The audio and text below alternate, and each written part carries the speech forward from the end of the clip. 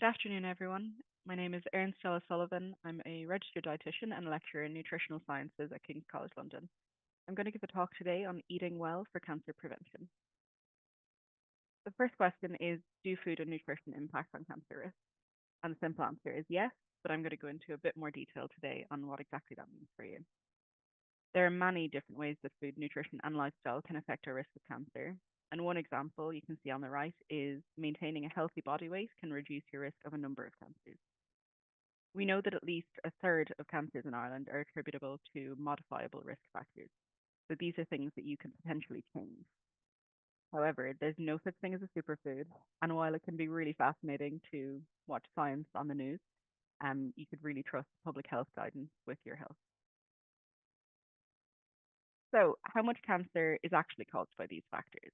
In 2016, the National Cancer Registry of Ireland estimated that the proportion of all invasive cancers caused by different exposures were for processed meat, less than 1%, for alcohol, 2.4% of cases, higher body weight caused 5% of cases, and smoking was responsible for 13%.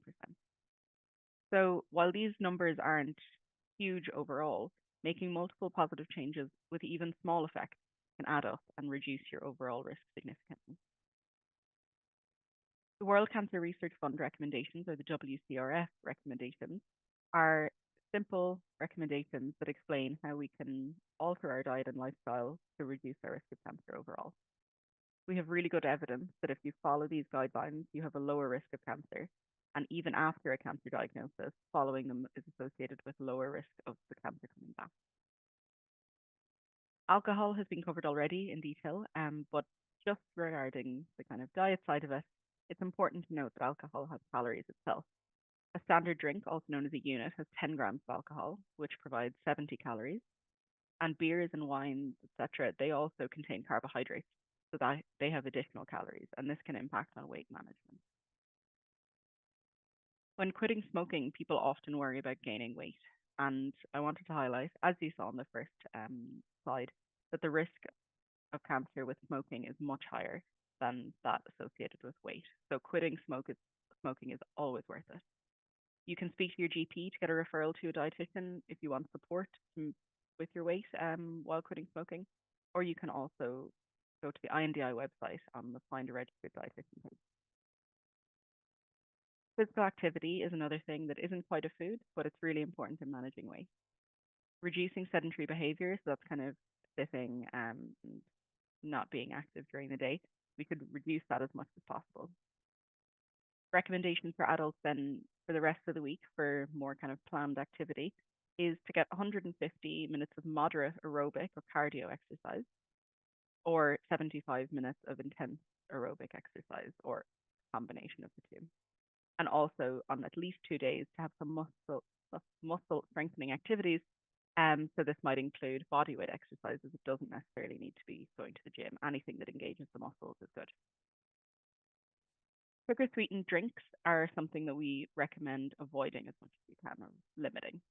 So this includes soft drinks, excluding Diet Zero and free versions, sports, energy, and electrolyte drinks, flavored juice drinks, so those with added sugar, sweetened tea and coffee, and flavored milk. So instead, we recommend drinking mostly water and unsweetened drinks like milk, and that would be low fat milk for most people in the population.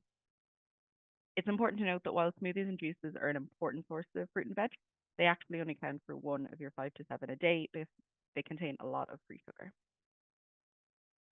Foods high in salt, fat, and starches, and also sugar, include fast foods and confectionery and processed foods. So at the moment, there's been a lot of attention in the media around ultra processed foods, UPF. But for cancer prevention, the concern is not about additives or preservatives or even the processing methods, except for processed meat, which I'll come to. Instead, we're concerned about the fact that they contain a lot of energy, so that can cause weight gain.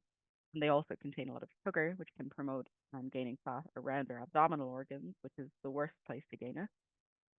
And then also, these foods can be very tasty and not very filling, so that promotes overeating. We also recommend avoiding processed meat and limiting red meat. A cancer prevention diet doesn't need to be meat free, because red meat is actually a good source of protein, iron, zinc, vitamin B12, um, unless you want to be vegetarian or vegan for some other reason. So we just recommend limiting red meat, that's beef, pork, lamb, etc., to no more than 3 servings per week. So that's about 350 to 500 grams cooked weight.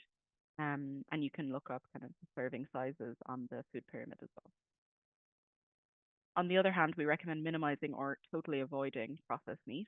So that's ham, sausages, rashers, pudding, charcuterie, so French sausages or chorizo maybe. We recommend avoiding those entirely.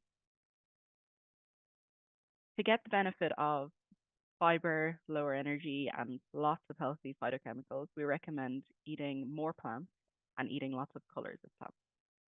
So this includes whole grains, vegetables, salad, fruit, and legumes, which are peas, beans, and lentils. Fill half your plate with kind of vegetables and plant foods if you can. And each day aim for 5 to 7 servings of veg, salad, and fruit, and 3 to 5 servings of whole grains. Can we reduce our risk of cancer by taking supplements? Is a really common question. In fact, the answer is no, and taking high doses of some supplements can be harmful. However, there are a number of supplements that we recommend for other reasons, and generally, for the population, we recommend anybody who could become pregnant to take 400 micrograms of folic acid every day to prevent neural tube defects like spina bifida. And we also recommend taking 15 micrograms or 600 IU per day of vitamin D3 from October to March, so Halloween to St. Patrick's Day, or all year long if you are 65 years or older, have darker skin, which makes it harder to make vitamin D in your skin, or are pregnant. Breastfeeding is another thing you can do to reduce your risk of cancer if you have the opportunity and if you're able to. It also helps the baby's immune system and reduces their risk of many other diseases throughout life. So the recommendation is to exclusively breastfeed for 6 months and then complementarily up to 2 years. But any breastfeeding is better than none. All of this advice is consistent with the food pyramid. So you can get really useful advice here on the exact kind of what constitutes a serving, and that can be helpful. And this is available on the HSC website. Body weight, as I mentioned earlier, is associated, if you have higher body weight, especially fat, it's associated with an increased risk of many cancers. And this is especially true for visceral fat, and that's the fat around your abdominal organs. To reduce cancer risk, it's recommended that you should aim to have a BMI closer to the lower end of the healthy range, so closer to 20 than 25, and to avoid weight gain during adulthood, and that's an increasing BMI or waist circumference. However, people often struggle to lose weight and to maintain weight loss over time. Rapid weight loss using restrictive diets is commonly followed by weight gain, even more than was lost. So, we recommend that you should follow healthy eating, alcohol, and physical activity guidelines that we've outlined here. Um, and that will put you in the best place to lose weight in a healthy way. But then, even if you don't lose as much weight as you were hoping, those changes will still improve your cancer risk status. So another way to think about that is a kind of a seesaw balancing of the risk. So if you do all of these good things, increase your plant foods, decrease your processed food intake, have less sugary drinks, drink less alcohol, even if your weight isn't in the healthy range, all of the good things you're doing outweigh the other risks here. So the take home message is that weight is one risk factor and try not to focus on weight loss alone at the expense of the other recommendations. Now, if you've had a cancer diagnosis, what healthy eating is depends very much on your situation. Many cancers and their treatments cause malnutrition, so you might be recommended to follow a diet temporarily that seems to go against cancer prevention recommendations. High muscle, high muscle is associated with better outcomes during cancer. So high protein and high calorie diets are often needed to protect that muscle, and that puts you in the best position to benefit from your treatment. Even if I'm overweight, you might ask? And yes, for many cancers, the first sign is weight loss. So even if you've been told to lose weight, any sudden, unexpected, or unintentional weight loss could be assessed by your GP. And then if you do end up having cancer, we usually actually discourage weight loss during active treatment to protect that muscle. Now, when it comes to preventing recurrence, if you've finished treatment and you have no long term nutritional issues as a result of the cancer or treatment, we recommend going back to this primary prevention guideline. So, we also have really good evidence now that people who do follow these guidance after they have a diagnosis of cancer have lower rates of the cancer coming back. These books are all available on the Breakthrough Cancer Research website, and they answer a lot of questions about areas where people aren't sure what to believe, about kind of myths around food and cancer. And there's lots of recipes available that are based around these guidelines. So, in summary, having a healthy weight reduces your risk of cancer, but you can also do a lot of other things that will be helpful. So, eat more plant foods, eat less red meat, processed meat, and sugar sweetened drinks, be more physically active, avoid processed meat and alcohol as much as you can. And the good news is these changes are also going to help prevent many other diseases. Start by making any change you can and start small, and then slowly add changes as you get used to a new pattern. And it's never too late to make positive changes. Thank you.